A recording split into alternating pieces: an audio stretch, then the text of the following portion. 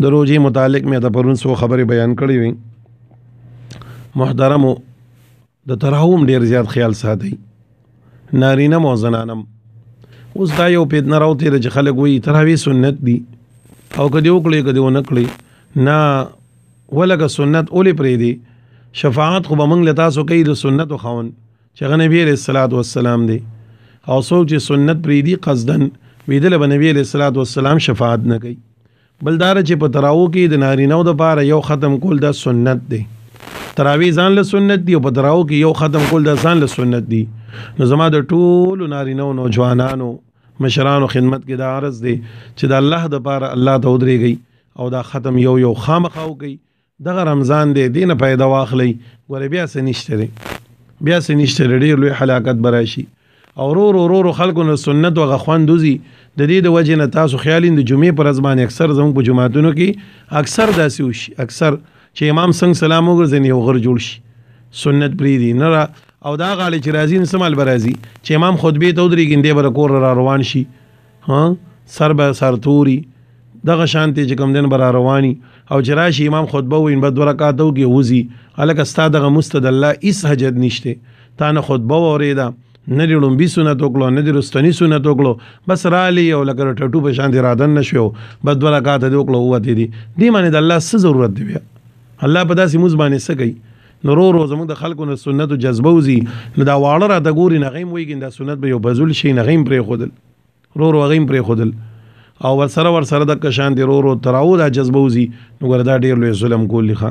دا رمضان دی، په دې کې د یوې سجدې چې کوم برکت دی تاسو ته نشم ویلی.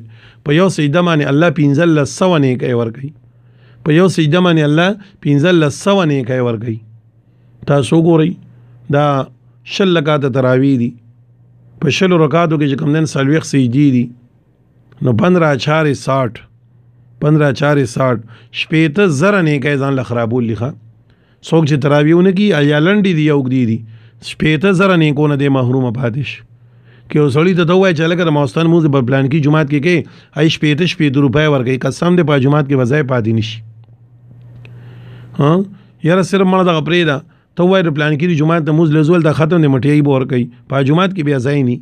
او 15 نیکۍ نن موږ د ښکاري نه، خو د دې چې به الله سره کوم مقام وي نه هغه ټایم به پته لګي. بله دا وایي د رمضان المبارک یو سنت دا به الله د قیامت پر ورځ په فرض باندې بدلوي، او یو فرض چې کوم دین دا به الله په او یو فرض باندې بدلوي. نو د رمضان د رکعاتونو د منځونو ډېر برکات دي.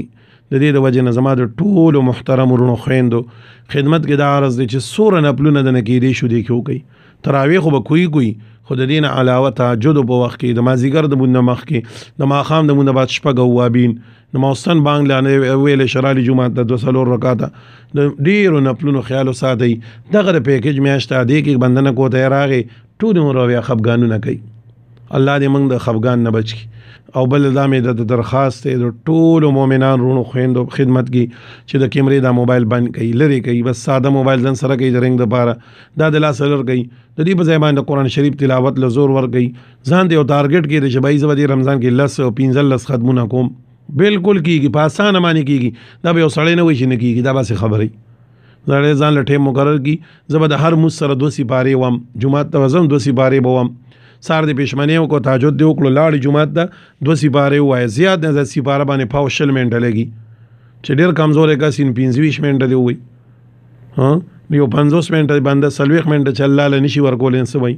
د ماسپښین بیا چې کوم دی نو د مونځ نه مخکې ورشه، ستا جومات کې مثال 1:30 بجه مونځ دی، ته چې کوم دی داسې پاو کم 1 بجه لړ شه، 2 سپارې مې چې څو پورې وینځه به جومات نه نوځم، مازدیګر بیا ماښام خیر دی که تش روژه ماتي نه بعد صورت واقع شي، ماخوستن ځان ته یو ترتیب برابر کوي، یو ترتیب ځان ته برابر کوي. بھائی زه به دوره ختمونه کوم، الله باندې به ځان معاف کوم. دا د روژه الله موږ له دې له رالیږلې ده.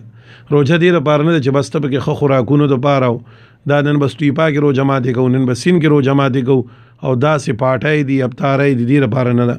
دا الله رالیږلې د دې لپاره چې الله زما بندګان زما باندې ځان معاف کړي. پوه شوئ؟ زما بندګان په ما باندې ځان معاف کړي.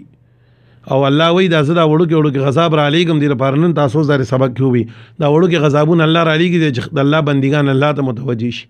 ما بیګا سوچ کو دا زلزله الله دې لپاره راوسته چې رمضان روان دي چې خلک استغفار وي توبه وباسي الله ته متوجي شي خپل ګناهونه په الله باندې معاف کړي. نو محترم ان شاء الله